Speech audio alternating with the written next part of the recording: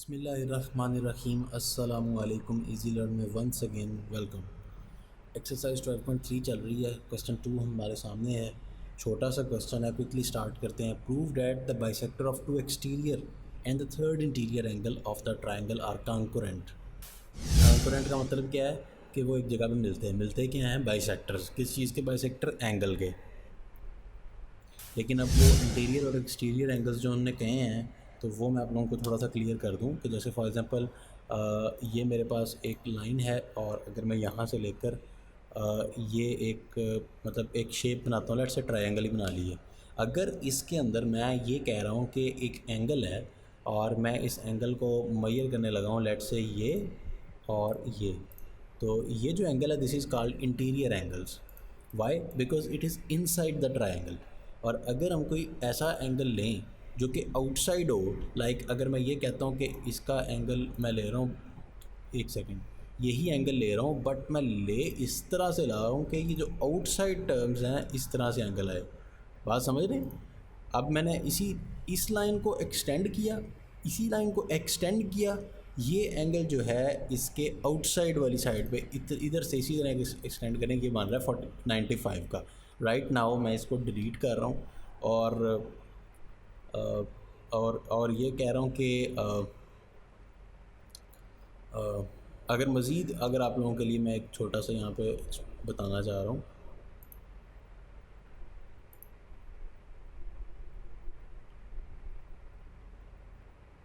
कि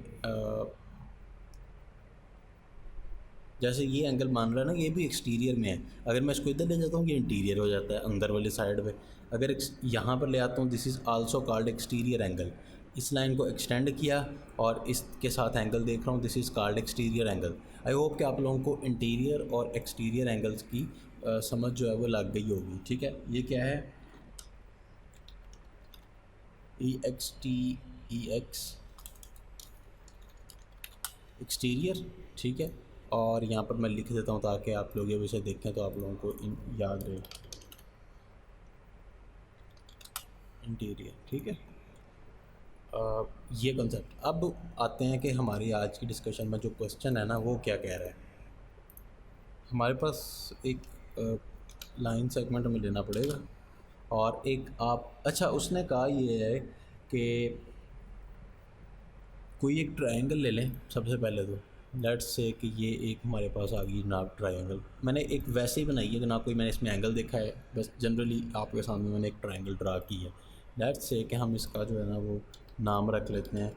ये हमारे पास ए आ गई, ये हमारे पास बी आ गई और यहाँ पर हमारे पास जो है ना वो पॉइंट सी आ गया। ABC मेरे पास एक ट्रायंगल है, ये मुझे गिवन है।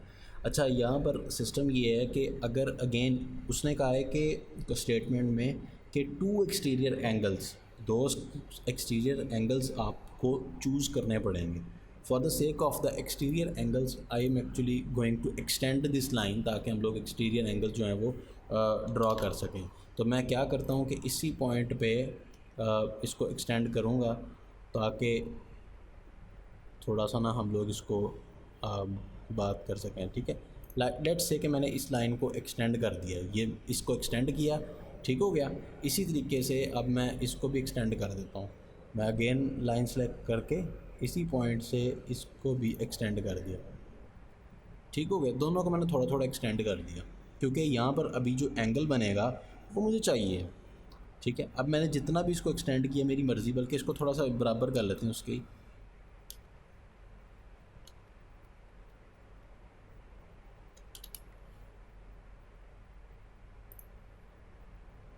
ना ठीक है। अच्छा, अब इनके नाम रख लें कोई। इनके नाम ये रखते हैं कि आप ये कह लें कि ये पॉइंट P है और ये जो पॉइंट है दिस इज़ पॉइंट R।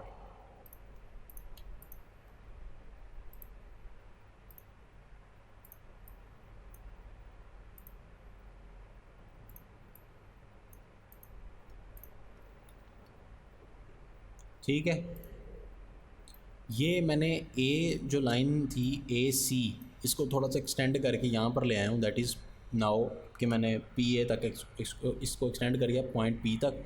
इसी तरह इसको एक्सटेंड किया सी बी लाइन सेगमेंट को पॉइंट आर तक।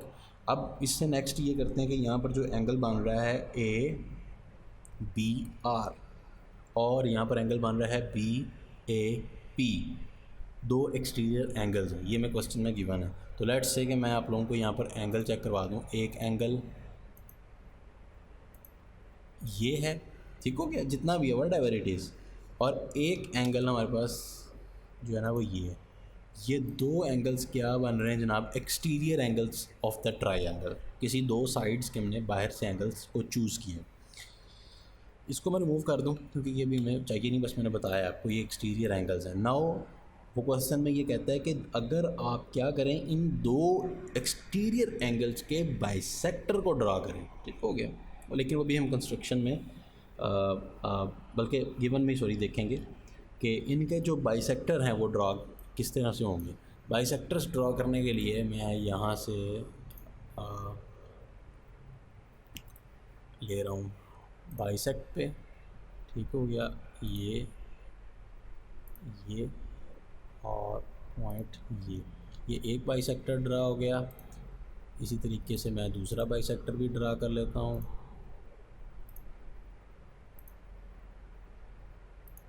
ठीक हो गया, दो बाइसेक्टर हैं। और अब राइट नाउ मैं इनको ट्रिम करता हूँ फ़ौरन से ताकि जल्द से जल्द जो है वो, अच्छा ये अगर आप आगे जाके देखें तो ये किसी न किसी पॉइंट पे मिल भी रहे हैं, नज़र आ रहा है, थोड़ा आगे जाके मिल रहे हैं।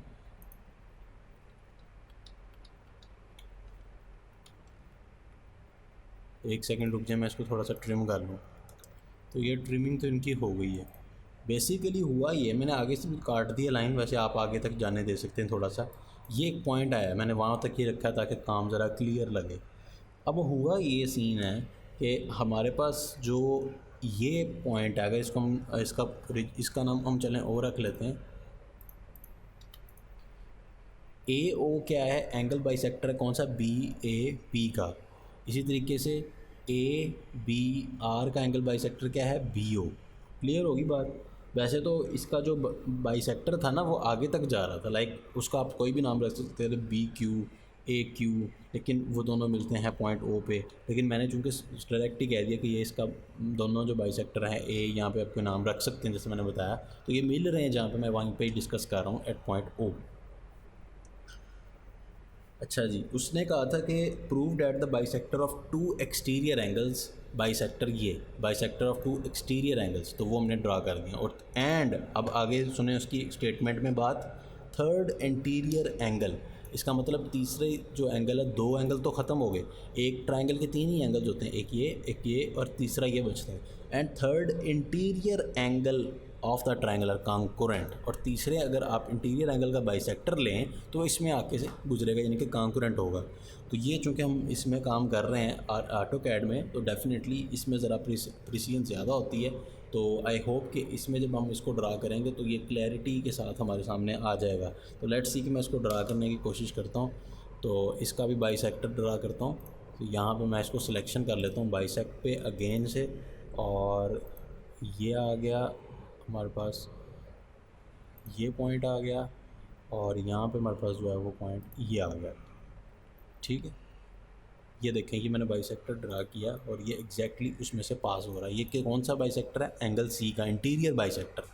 और अगर अभी मैं यहाँ पर इसको भी ट्रिम कर लूँ थोड़ा सा ताकि जो है ना वो सिचुएशन क्लैरिटी की तरफ आ सके।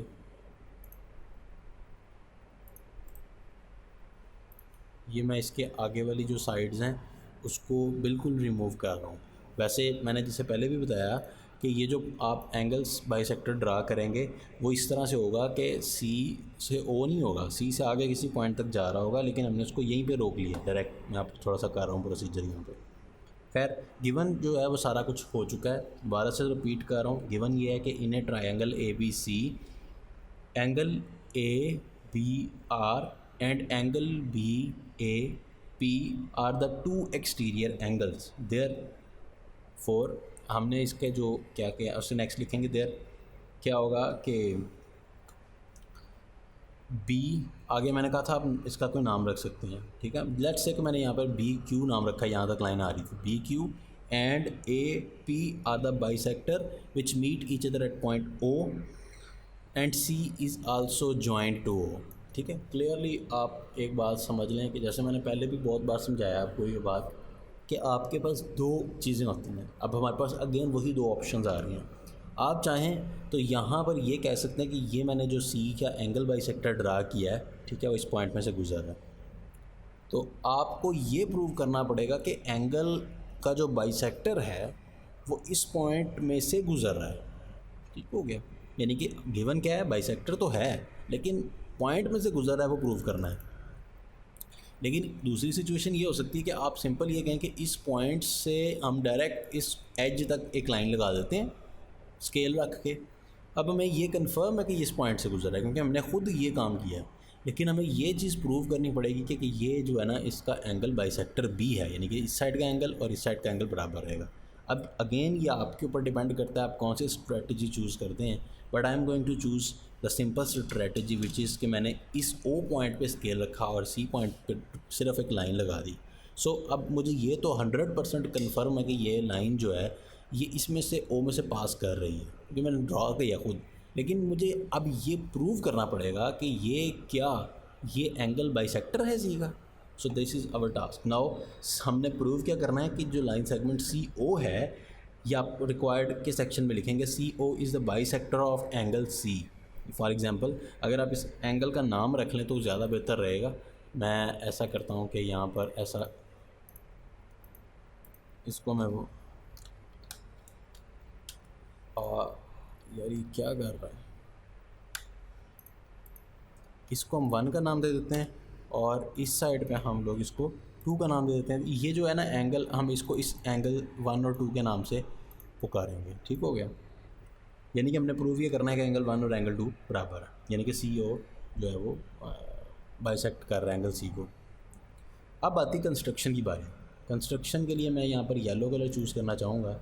तो उसमें सबसे पहली कंस्ट्रक्शन हम ये करने लगे हैं कि जो आपका जिस पॉइंट पे ये सब कुछ हो रहा है, ये जिस पॉइंट पे ये इसके जो सारे आके कंपोनेंट हो रहे हैं, उस पॉइंट से हम क्या करते हैं कि इस साइड पे और पीछे वाली साइड पे, इसी तरह इस पॉइंट से इस साइड पे और इस साइड पे हम एक मतलब ड्रा करने लगे हैं, एक परपेंडिकुलर्स ड्रा करने लगे हैं। तो मैं लेट से कि लाइन सेलेक्ट करता हूँ और अगर आप लोगों को थोड़ा सा मैं गाइड करने की कोशिश करूँ तो यहाँ पे मैं सबसे पहले परपेंडिकुलर ऑन करूँगा।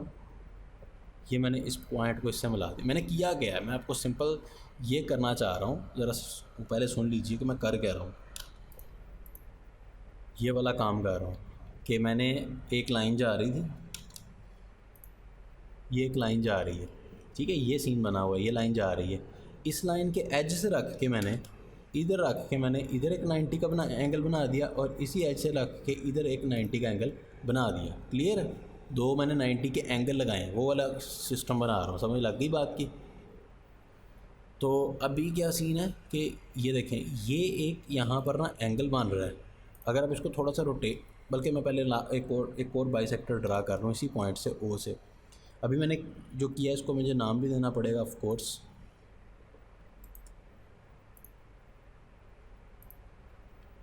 और एक और ड्रा कर लेता हूँ, फिर आपको इकट्ठा ही बता देता हूँ।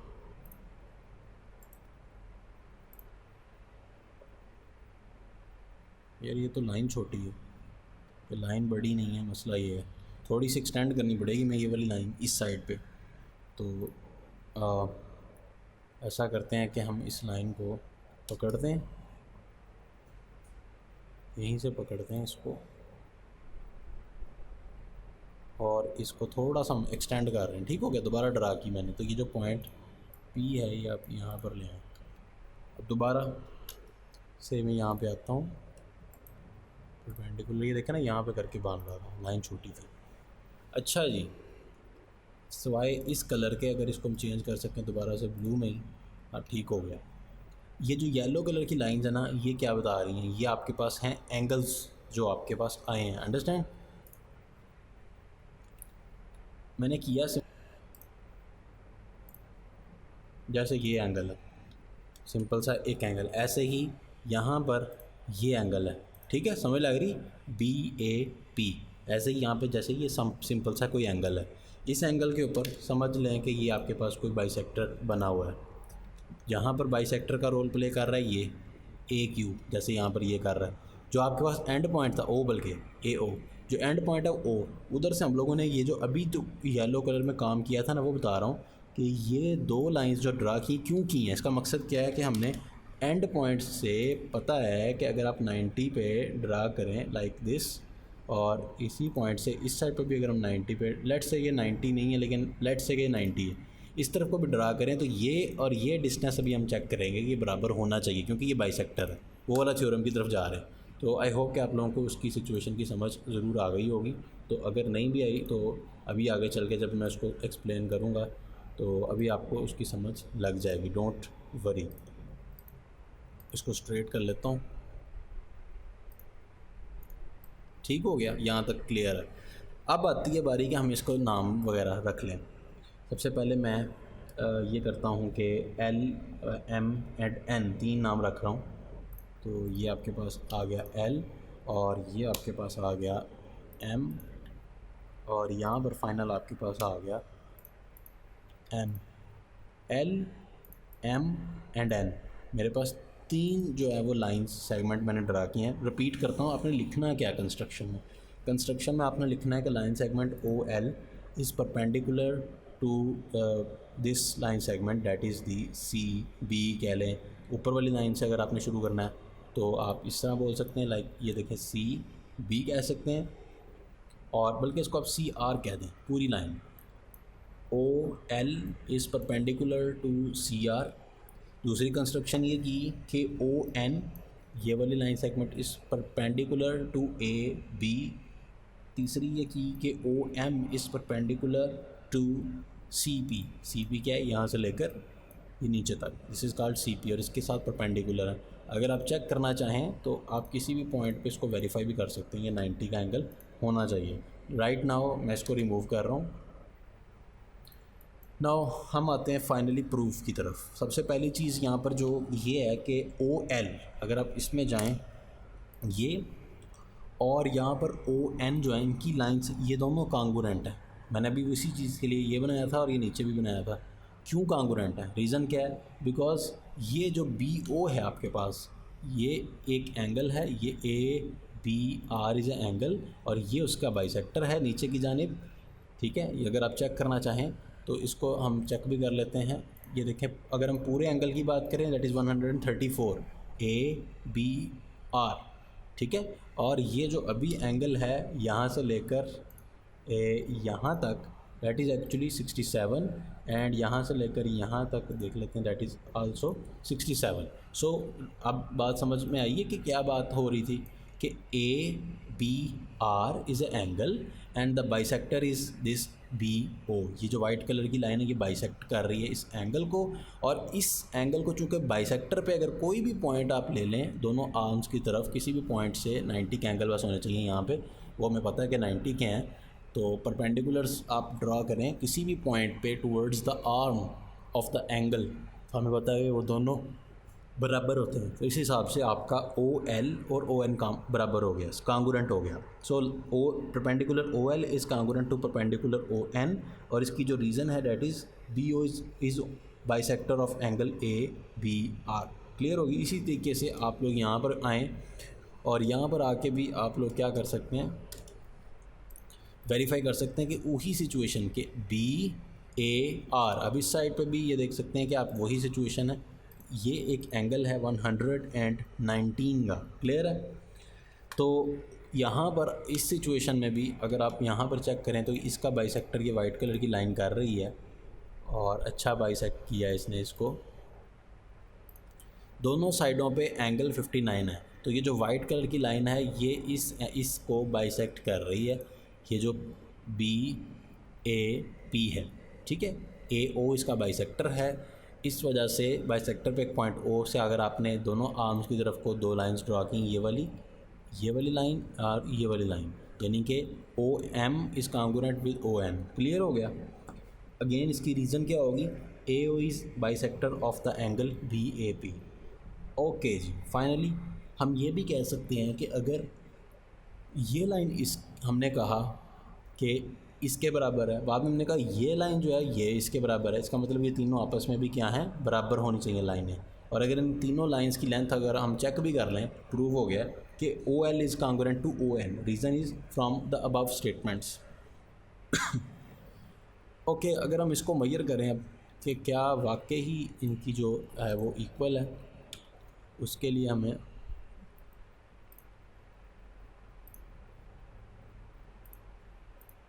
ठीक हो गया, तीनों की लेंथ जो है वो इक्वल आ रही है। और ये आप साथ में देख सकते हैं, इसकी लेंथ भी 7.111557, इसकी भी और इसकी भी, तीनों की जो लेंथ है वो इक्वल आ रही है। नाउ हम एक काम करते हैं और हम ये करते हैं कि आपका यहाँ पर जो CO है लाइन सेगमेंट, ये जो आपने ड्रा की है यहाँ इस वाइट कलर की लाइन, अगर मैं उसको हाईलाइट करने की कोशिश कर सकूँ, ये वाली जो लाइन है CO, ठीक है, CO क्या है, ये वाली लाइन, ये लाइन आपकी जो है वो बाइसेक्टर साबित हो चुकी है। ज़रा गौर से देखें क्यों हुई है, मुझे कोई ये बता सकता है? वजह सिंपल ये है कि OL और ON क्या है, कांगुरेंट है। इस हिसाब से अगर ये दोनों कांगुरेंट हैं, ठीक है, तो ये हमारे पास जो लाइन है ये साबित हो रही है। मैं इसको थोड़ा सा ना आसान अल्फाज में एक्सप्लेन करने की कोशिश करता हूँ। देखें, हमने पहली स्टेटमेंट में ये कहना है कि ये और ये बराबर है, प्रूव हो गया। ये और ये बराबर है दूसरी स्टेटमेंट। तीसरी स्टेटमेंट में चूँकि ये तीनों बराबर प्रूव हो जाते हैं, हम ये कह सकते हैं ये और ये बराबर है, और इसकी लेंथ में आप देख भी सकते हैं, ठीक है। अब चूँकि ये और ये बराबर हैं, इसका मतलब ये कि ये ओवरऑल एक एंगल बन रहा है, देखें काफ़ी बड़ा सा, ये एक पूरे का पूरा एंगल है, ये जो मैंने हाईलाइट किया, यानी कि PCR, this is a big angle. Clear? ये जो एक इतना बड़ा एंगल बन रहा है बाहर वाली साइड पे, ज़रा आप गौर से तो देखें कि P से लेकर C तक और R, ये एक एंगल है, और इसके जो आर्म्स हैं इस एंगल से किसी पॉइंट O पे वो इक्वल डिस्टेंस बना रहे हैं। इसका मतलब अगर उस पॉइंट से खींच के हम एक वर्टेक्स तक लाइन ड्रॉ करें तो एंगल बराबर होता है, डिवाइडर होता है। ये हमने पहले भी बात की, यानी कि अगर इस पिक्चर में बात की जाए तो अगर मैं किसी भी पॉइंट पे ये खुद कह दूं कि ये और ये इनकी लेंथ बराबर है, इट मीन्स कि वो पॉइंट जो है इसके बाइसेक्टर पे वाक़ई है, ठीक है ना। तो इसी तरह मैं ये कह रहा हूँ कि ये और ये बराबर है, इसका मतलब अगर इस पॉइंट को ड्रॉ करके हम वर्टेक्स तक ले जाएँ तो ये जो है ना डिवाइडर ही होगा। तो इसको हम वेरीफाई करने के लिए चेक भी कर लेते हैं। Here we go. आपके सामने मैंने जो ट्रायंगल ड्रा की थी वो एक रैंडम थी, यानी कि कोई ख़ास मुझे पहले से नॉन थे ये एंगल्स, लेकिन ये एंगल आप देख सकते हैं 100% क्लियर आए, और ये जो एंगल्स हैं ये कांकुरेंट है इस पॉइंट पे। तो आई विश कि आप लोगों को काफ़ी कुछ सीखने का मौका मिला होगा, तो आई होप कि आप लोग इससे फ़ायदा ज़रूर उठाएंगे। इंशाल्लाह इस चैप्टर को कमिंग लेक्चर में एंड करेंगे, वाइंड अप करेंगे, ज़रा स्पीड से करेंगे, आज की तरह स्लो नहीं करेंगे। तो प्रिपेयर होके आइएगा, नेक्स्ट टाइम आपसे मुलाकात होती है। दुआ में याद रखिएगा। Take care.